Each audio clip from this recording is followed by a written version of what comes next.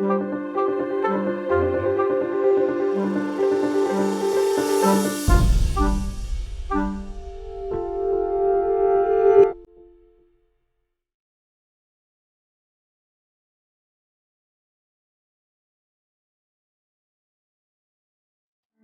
disputes in the East and South China Seas are a pressing matter for the United States, China, and much of the rest of the world.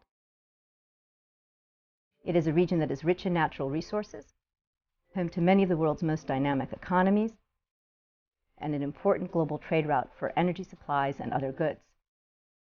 It is also a region in which power politics are at play and defense budgets are rising rapidly. China claims roughly 90% of the total area of the South China Sea. This area includes the Paracels and Spratly Island chains, which both Vietnam and the Philippines lay claim to. In addition, the Philippines and China both lay claim to the Scarborough Shoal. Malaysia and Brunei also claim maritime territory in the South China Sea.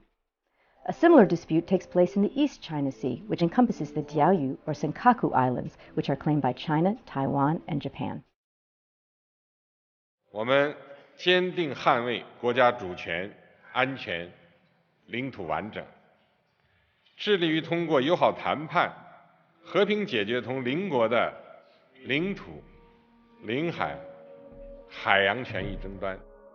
After decades in which the history of this part of the world has been dominated by economic issues, we're beginning to see the reemergence of geopolitical concerns, of competition, of nationalism.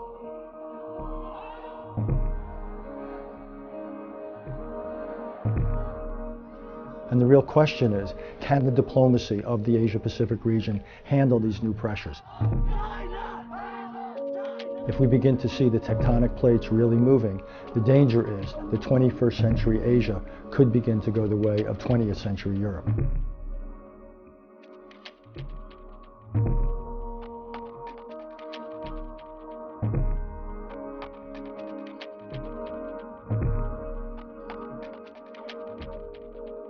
South China Sea and East China Sea are different. For East China Sea, it's more political. China considers that we have been invaded by Japan, and Japan stole our island. But for South China Sea, largely it's about economics, fishery, and seabed. It has something to do with China's sustainable development. So economics empowers China's international status. We're not going to engage in an arms race with them. We're not going to escalate tensions there. But we do have to protect our rights. And that has to be very, very clear. We will not be pushed around because we are a tiny state compared to theirs. Japan is a very powerful country, and yet even it worries about China's rise. It is increasingly worried about Chinese willingness to solve some of these problems through diplomatic compromise. この内閣の下では、国民の生命財産と領土、領海、領空を断固として守り抜いていくことをここに宣言いたします。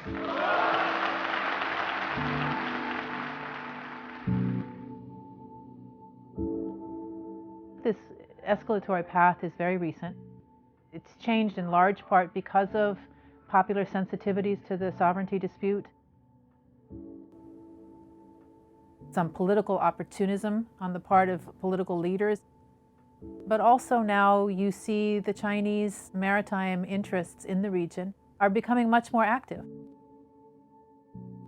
I think at the heart of this issues are Chinese nationalism and a sense of wounding from the past and the projection forward that as it rises economically, there is a larger place for China in the world and the immediate region around them.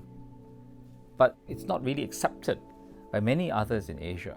So I think this is creating the overall climate of distrust in which these tensions at sea become much more than just about those little rocks.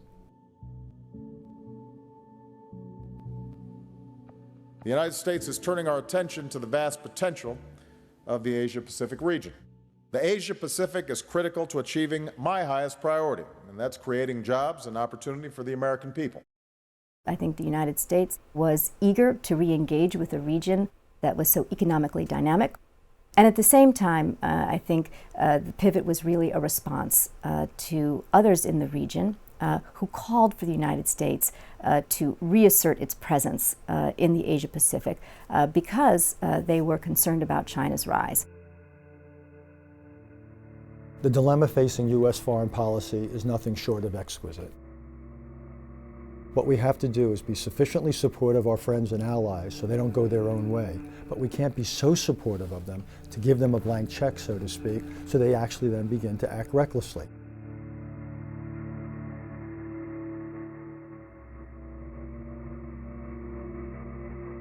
My greatest fear is that a small mishap is going to blow up into something much bigger because of the distrust, because of the lack of shared rules of the road, and the inability to define the territorial boundaries.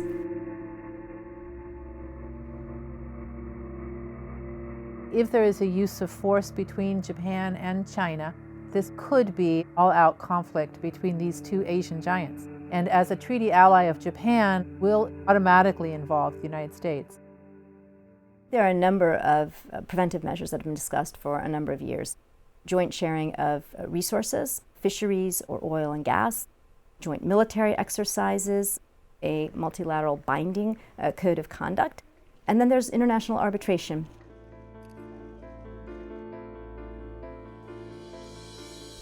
These maritime disputes suggest that China's rise is not going to be without its frictions. That in many instances, China feels that its economic throw weight really does give it a greater stance and a greater ability to assert its interests, in some cases to reform norms, and in some cases to upend them. And I think that it's going to require a lot of U.S. diplomatic skill, as well as efforts by others within the region to maintain their own interests, as well as try to find room to cooperate with China.